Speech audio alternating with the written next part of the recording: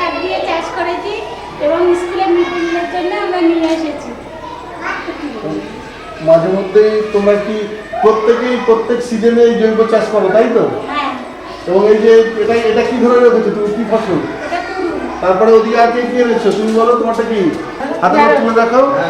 ভেন্ডি, ঢ্যাঁড়স, তোমার ওটা পেঁপে, ওটা উচ্ছে, ওটা ঢ্যাঁড়স, ওদিকে ওদিকে আরেকজন ঝিঙে। বাহ, এইগুলো কি এই সিজনে হচ্ছে? আর এটা তোমরা স্কুলে এই যে মাঝে মধ্যে বাচ্চাদেরকে খাওয়াচ্ছ, তোমাদের এনে তোমাদের মনে খুশি হচ্ছে কিনা? তোমাদের বাড়ির বাচ্চারা বিষমুক্ত খাবার পাচ্ছে স্কুল থেকে, তাতে তোমরা খুশি? বাহ, এরকম তোমরা অন্তত মাঝে মধ্যে এনে দাও, তাই তো?